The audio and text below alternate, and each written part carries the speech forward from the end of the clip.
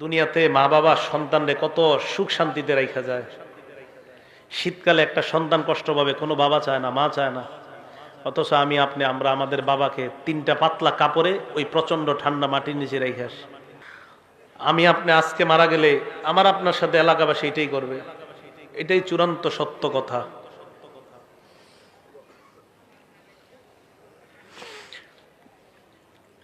মারা যাওয়াটাই চূড়ান্ত সত্য কথা। মারা থেকে কেউ বাঁচতে পারবে না। আল্লাহ ডাক দিয়ে বলবে, আফরিসুহু মিনাল জান্নাহ, আমার বান্দারে পাতলা পোশাকে দুনিয়ার মানুষ কবর দিছে, তারে জান্নাতের পোশাক পরায়া দাও।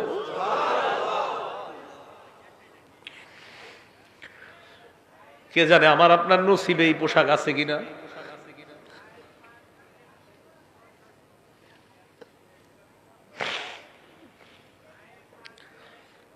কিন্তু আমরা টেনশনে আছি, কিরে নবীজি একটু উপরে তাকায় না, খালি এমনি রইছে, উপরে তাকায় না।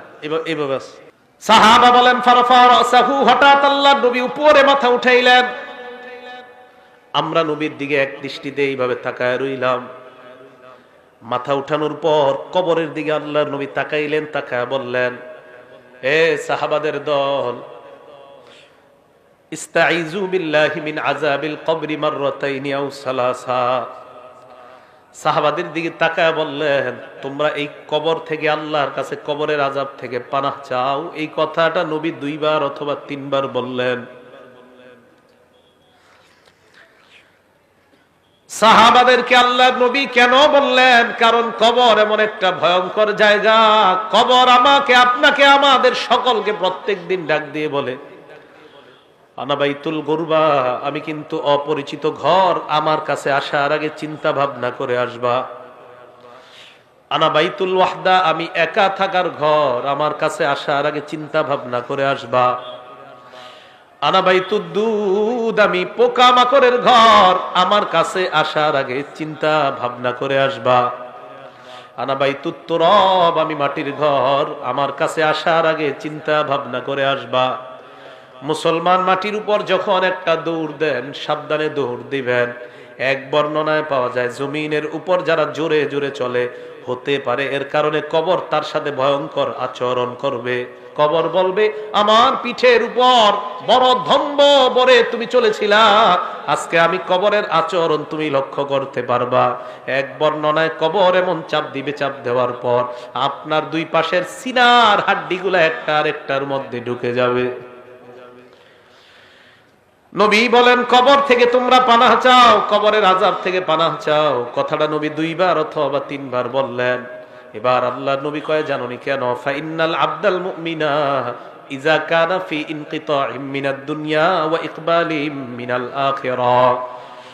মুমিন যখন দুনিয়া থেকে বিদায় নেওয়ার সময় হয় আর আখিরাতের দিকে যখন মুমিন রওনা করা শুরু করে দেয়, নাজালাত ইলাইহি মালাইকাতুম মিনাস সামা বিদুল ওয়ুজুহ, সুন্দর চেহারাওয়ালা আল্লাহর হাজার হাজার ফেরেশতারা ওই ঈমানদারের আত্মাকে স্বাগত জানানোর জন্য উপস্থিত হয়ে যায়। ঈমানদার বিদায় নিবে, সুন্দর চেহারা বিশিষ্ট হাজার হাজার ফেরেশতারা ঈমানদারের সামনে আসে। আসার পর দেখেন, আপনারা দেখবেন যদি কোনো মুমিন মারা যায়, মারা যাওয়ার সময় কিন্তু আমরা একটু অনেক সময় বুঝতে পারি যে এই লোকটা মারা যাইতে পারে। আজকে মুমূর্ষ, মানে মুমূর্ষ রোগী যারে বলি, হাদিসে আসছে, ইয়াজলিসু মিনহু মাদ্দা বাসরিহি, ঈমানদার এইভাবে চোখ দিয়া তাকাইলে তার দৃষ্টি যেই পরিমাণ যায়, ফেরেশতারা 2টা কাতার হয়ে ঈমানদারের দৃষ্টির শেষ সীমানা পর্যন্ত তার আত্মাকে স্বাগত জানানোর জন্য তারা বসে অপেক্ষা করতে থাকে। কথাটা কি বুঝে আসছে আপনাদের? তো সবাই অপেক্ষায় আছে, সবাই তো অপেক্ষায় আছে। হাত্তা ইয়াজিআ ইলাইহি মালাকুল মাউত, মরণের ফেরেশতা তার কাছে এসে যায়। জোরে বলেন, কোন ফেরেশতা? মালাকুল মাউতের নাম কি? কয় জিবরাইল। মালাকুল মাউতের নাম কি? আজরাইল। যদি আমার কাছে আসে, আপনার কাছে আসে, এক সময় যদি বাংলাদেশের 10 জন মারা যায়, আমেরিকার 10 জন, পাকিস্তানের 10 জন, ভারতের 10 জন যদি একই সময় মারা যায়, আজরাইল কোন দেশে আছে? হ্যাঁ, সব জায়গায়। হ্যাঁ, সব জায়গায়। এটা বিপদের প্রশ্ন কিন্তু। হ্যাঁ, সবাই মন দিয়ে শোনেন। আমগো দেশে 10 জন, পাকিস্তান 10 জন, ভারত 10 জন, ইন্দোনেশিয়া 10 জন, অস্ট্রেলিয়া 10 জন একই সময় মারা গেছে। আজরাইল কোন জায়গায় আছে? এক জায়গাতে কেমনে? কোরআনে আইছে মালাকুল মাউত তার কাছে আসে। কে বলছে তার আন্ডারে আছে? আপনি আপনি বলছেন? সাহস করে কর না। আচ্ছা, আপনি বলছেন? মাশাআল্লাহ, সবাই বলেন মাশাআল্লাহ। অনেক সময় কেউ কিছু কইলে ডরে কইতেছে না, পরে আবার এই ব্যাপারে আরেকটা হাদিস শোনাই দিই। উনি যে ডরে কইতেছে নাই, এক সাহাবা নবীজি সাল্লাল্লাহু, এটা কিন্তু আমাদের বিষয়বস্তু না, ওনার কারণে আর কি, উনি যে ডরে কয় নাই, তো ডরে না করার একটা ফায়দা আছে, এটা বলি। এক সাহাবা নবীজি যখন নামাজ থেকে উঠছে, উঠার পরে বলছে সামি আল্লাহু লিমান হামিদা। বলেন তো আপনারা আমরা কি বলি? আমরা পিছন থেকে এক সাহাবা বললেন আল্লাহুম্মা রাব্বানা ওয়া লাকাল হামদ হামদান কাসীরান তাইয়িবান মুবারাকান ফি। সালাম ফিরানোর পর আল্লাহ নবী বললেন, সব সাহাবারা কমায়া বলছে, বাড়ায়া কে বলছে? তাড়াতাড়ি কও। যিনি বাড়ায়া বলছো তিনি বলো। এই জায়গায় একটা হাদিস মনে রাখবেন, আল্লাহ নবীকে সাহাবারা বলছে হুজুর আপনি কি আম করে দেখেন। এ মনে মনে মনে মন দিয়ে শোনেন। ইবনে হাজার আসকালানী ওই কথাটা লেখছে, আল্লাহ নবী কয় আমি সামনে থেকে যেমন দেখতে পাই, পিছন থেকেও সুন্দরভাবে আল্লাহ ওই মুহূর্তে তোমাদেরকে দেখা দেয়। এই কে বলছো বলো? কেউ কয় না, শিকারিয়া হ্যাঁ না। নবীজি বললেন সাহস করে বলো কে বলছো। তো এক সাহাবা আস্তে আস্তে হুজুর আমি। নবীজি কয় তুমি বলছো? কয় হ্যাঁ। কয় সাহস করে বলে ফেলো। কয় জি হুজুর আমি বলছি। আল্লাহ নবী কয় তুমি এত সুন্দর একটা তাসবিহ পাঠ করছো, তোমার এই তাসবিহাত, এই সওয়াব আল্লাহর কাছে নেওয়ার জন্য প্রায় 30 জনের কাছাকাছি ফেরেশতা লড়াই করতেছে, কার আগে কে তোমার সওয়াব আল্লাহর কাছে নিয়ে যাবে। যারা মাঝে মাঝে কইলেন সাহস করে কইবেন আমি, এটা কইলে লস নাই। দেখছেন নি মালাকুল মাউত লিডার একজন আজরাইল, ওনার অধীনে অসংখ্য অগণিত কাজ করে। বুঝে আসছে তো? তো একজন কইয়া লাইছে, আপনাদেরকে রক্ষা করছে, উনি আপনাদের মান সম্মান রাখছে। তো মালাকুল মাউত একজন আজরাইল, উনি লিডার, ওনার অধীনে কোটি কোটি ফেরেশতা কাজ করে। সুবহানাল্লাহ। মালাকুল মাউত তার সামনে আসার পর ওই যে ইমানদার মারা যাবে, তার একদম মাথার কাছে বসে।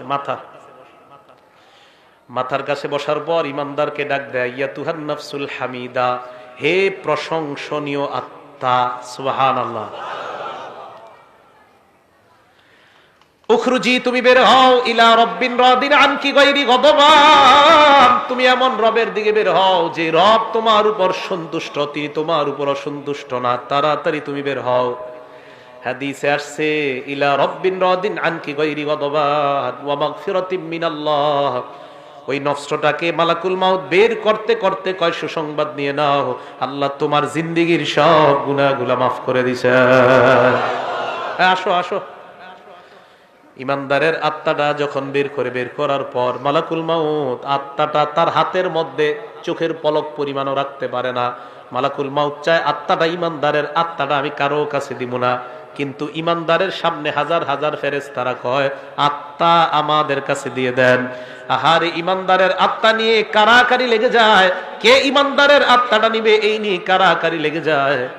বালিশে আজকে মাথাটা লাগায় চিন্তা করেন, আমার আপনার আত্মা এইভাবে হয় কি হয় না, চিন্তার বিষয়। ইমানদারের আত্মা সামনের ফেরেশতারা কয় আমাদের কাছে দিয়ে দেন। হাদিসের মধ্যে আসছে ফেরেশতাদের কাছে দুইটা জিনিস আছে।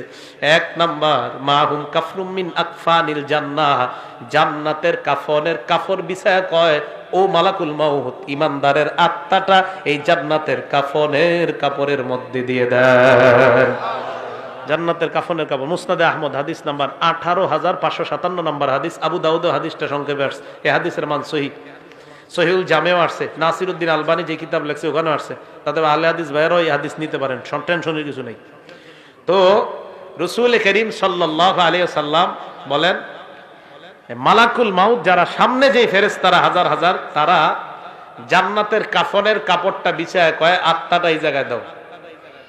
দেখেন কি কয়, আত্মা ওই কাফনের মধ্যে দেওয়ার পর হানুতুম মিন হানুতিল জান্নাহ, জান্নাতের সুগন্ধি লাগায় দেয়। সুবহানাল্লাহ। সুগন্ধি লাগায় ইমানদারের আত্মাটা এইভাবে পেঁচায়। পেঁচানোর পর আত্মা নিয়ে যখন ফেরেশতারা ফায়াসআদুনা বিহা ইলাস সামা, আল্লাহর আসমানের দিকে তারা রওনা হয়ে যায়। আসমান, প্রথম আসমানের কাছে যাওয়ার আগে অন্যান্য হাজার হাজার ফেরেশতারা যাদের সামনে দিয়ে নিয়ে যায়, হাদিসের মধ্যে আসছে যার সামনে দিয়ে যায় ওই ব্যক্তিরা, ওই ফেরেশতারাই কয়টা কার আত্মা কোথায় নিয়ে যাও? আত্মা বহনকারী ফেরেশতারা কয় ফুলান ইবনু ফুলান, এটা উমকের আত্মা উমক জায়গায় নিয়ে যায়। ভালুকার উমকের আত্মা, উমকের সন্তান উমকের আত্মা। এই ফেরেশতারা কয় তোমরা কিভাবে বুঝতে পারলা? কয় আমরা এমন সুন্দর একটা ঘ্রাণ পাইলাম, এত সুন্দর ঘ্রাণ এই দুনিয়ার অন্য কোথাও আমরা পাই না। ইমানদারের আত্মা থেকে এত সুন্দর ঘ্রাণ বের হয়। আত্মা কোথায় নিয়ে যাও? কয় আসমানে নিয়ে যাই। প্রথম আসমানের কাছে যাওয়ার পর আসমানের দরজা খুলে দেওয়া হয়। প্রথম আসমানের ফেরেশতারা, হাদিসের মধ্যে আল্লাহ নবী বলেন যত ফেরেশতাদের সামনে দিয়ে আত্মাটা যায় প্রত্যেক ফেরেশতা স্বাগত জানাইতে জানাইতে আত্মা উপরের দিকে পাঠায় দেয়। 2 নাম্বার আসমান, 3 নাম্বার আসমান, এইভাবে 7 আসমানের উপর আত্মা যখন চলে যায়, আল্লাহ পাক রব্বুল আলামিন বলে ফেরেশতাদের দল এবার থাম, আর আত্মা উপরে উঠানোর কোনো প্রয়োজন নাই। আল্লাহ তখন বলে উকতুবু কিতাব আব্দি ফি ইল্লিয়িন, আমার বান্দার আমলনামা ইল্লিয়িনের মধ্যে তোমরা লিপিবদ্ধ করে দাও। ইল্লিয়িন একটা সুন্দর জগতের নাম। আমার বান্দার আমলনামা এই জগতের মধ্যে তোমরা লিপিবদ্ধ করে আমার বান্দাকে জান্নাতি ঘোষণা দিয়ে দাও। ইল্লিয়িনের মধ্যে আমলনামা দেওয়ার পর ভালো করে শুনবেন, ইমানদারের আত্মা 7 আসমানের উপর, আমরা দেহটাকে বাসতলায় নিয়ে দাফন করতেছি, ঠিক না? আমরা জানাজা দিলাম, জানাজা দেওয়ার পর যখন আত্মাটা আমরা নিয়ে যাই, দেহটা এক বর্ণনায় আসছে ইমানদারের দেহ কবরে নেওয়া পর্যন্ত হাজার হাজার ফেরেশতারা কবর পর্যন্ত তাকে স্বাগত জানাইতে জানাইতে কবরের কাছে নিয়ে যায়। ইমানদারের আত্মা আমরা দাফন করলাম, দেহ দাফন করলাম, আত্মা আসমানের উপর। আল্লাহ পাক রব্বুল আলামিন বলে ফেরেশতাদের দল আমার বান্দার আত্মাটা কবরের মধ্যে তার দেহের মধ্যে ঢুকিয়ে দাও। ইমানদারের দেহের মধ্যে আত্মা ঢুকিয়ে দেওয়ার পর ফায়াতিয়ানিহি মালাকান, 2 জন ফেরেশতা ইমানদারের কাছে উপস্থিত হয়ে যায়। উপস্থিত হওয়ার পর ফায়ুজলিসানিহি, তারে বসায়, বসানোর পর ফায়াস আলানিহি, তাকে প্রশ্ন করে 1 নাম্বার মার রব্বুকা, তোমার রবকে জবাব দাও। ওই বান্দা জবাব দেয় রব্বি আল্লাহ, চিল্লায় বলেন আমাদের রব কে? এই কথার উপর অটল থাকতে হবে, কিন্তু এই কথার উপর কি থাকতে হবে? অটল কেন থাকতে হবে? সূরা হামিম আস-সাজদা 24 নাম্বার পারা 19 নাম্বার পৃষ্ঠা, সূরা হামিম আস-সাজদা আয়াত নাম্বার 30। এই সূরাটাকে সূরা ফুসসিলাত বলা হয়। আল্লাহ বলেন ইন্নাল্লাযীনা ক্বালু রাব্বুনাল্লাহ, নিশ্চয়ই যারা বলে আমাদের রব আল্লাহ, নিশ্চয়ই যারা বলে আমাদের রব আল্লাহ, সুম্মাস্তাকামু, এই কথার উপর অটল থাকে। জোরে বলেন কি থাকে? আওয়াজ দিয়ে বলেন আমাদের রব কে? আল্লাহ। রূহের জগতে আল্লাহ আমাকে আপনাকে আমাদেরকে প্রশ্ন করছে আলাস্তু বিরাব্বিকুম, আমি কি তোমাদের রব না? কাফের বেঈমান নবী ওলি সবার আত্মা জবাব দিয়ে বলছে আল্লাহ আপনি আমাদের রব। বেঈমানরাও বলছে আপনি আমাদের রব, ইমানদাররাও বলছে আপনি আমাদের রব, নবী ওলি ওলামায়ে কেরাম সাধারণরাও বলছে আপনি আমাদের রব। এবার আসেন, আল্লাহ বলছে আমি কি তোমাদের রব না? এই কথার অর্থ হলো 6টা। জোরে বলেন কয়টা? 1 নাম্বার, আমি কি তোমার ব্যক্তি জীবনের রব না? 2 নাম্বার, আমি কি তোমার পারিবারিক জীবনের রব না? 3 নাম্বার, আমি কি তোমার সামাজিক জীবনের রব না? 4 নাম্বার, আমি কি তোমার অর্থনৈতিক জীবনের রব না? 5 নাম্বার, আমি কি তোমার রাষ্ট্রীয় জীবনের রব না? 6 নাম্বার, আমি কি তোমার আন্তর্জাতিক জীবনের রব না? 1 নাম্বার, আমি তোমার ব্যক্তি জীবনের রব কিনা? আমি বলছি আল্লাহ আপনি আমার ব্যক্তি জীবনের রব।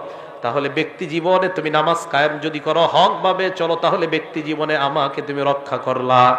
তুমি তোমার পারিবারিক জীবনে আমাকে রব মানেছো কিনা? হ্যাঁ মাবুদ, আপনাকে আমি পারিবারিক জীবনে রব মানলাম। তোমার বিবি বেপরদায় চলে কেন? মাবুদ, আমি আমার বিবিকে বেপরদায় চালাই না, বিবি উল্টা পাল্টা নিজের থেকেই চলে, তাহলে সমস্যা নাই। আর যদি বলেন বিবি আমার আশকারায় পর্দা করে না, আল্লাহ বলবেন তাহলে তুমি পারিবারিক জীবনে আমাকে রব মানো নাই। আপনি আপনার বিবিকে নামাজি বানাইতে পারেন না, আপনার ছেলেকে নামাজ পড়তে বলেন না, মেয়েকে নামাজ পড়তে বলেন না, তার মানে পারিবারিক জীবনে আল্লাহর রব মানেন নাই। 3 নাম্বার, সামাজিক জীবনে রব, সমাজের কয়টা মানুষের দাওয়াত দিছেন? নামাজের দাওয়াত দিচ্ছেন কয়টা? সৌদি আরবের হুজুরে আর খুঁজে ফতুয়া পায় না, তাবলিগওয়ালা করে বিরুদ্ধে ফতুয়া দিচ্ছে। তাস খেলা, জুয়া খেলা, মদ বার হয় সৌদি আরবে। হালাল হালাল জুয়াখানা খুলছে। কি জুয়াখানা? নাম দিছে হালাল জুয়াখানা। তাস খেলা হয়, মদ হয়, জুয়া হয়। আর আমাদের দেশে রিয়াল খোর হুজুররা কয় খুব ভালো কাজ করেছে, অথচ তাস খেলা, জুয়া খেলা, গানের বিরুদ্ধে কথা কয় না। বুঝতে হবে এই রিয়াল খোর হুজুর যারা, এগুলারে সময়ে সময়ে চেনা যায় এরা আসলে হুজুর না, এরা ইসলামের লেবাসদারি মুনাফিক মার্কার শয়তান। সৌদি আরব আর কিছু খুঁজা পায় না, ফতুয়া দিয়ে দিল তাবলিগওয়ালারা ঠিক না। মায়েরা মানুষের পায়ে ধরে ধরে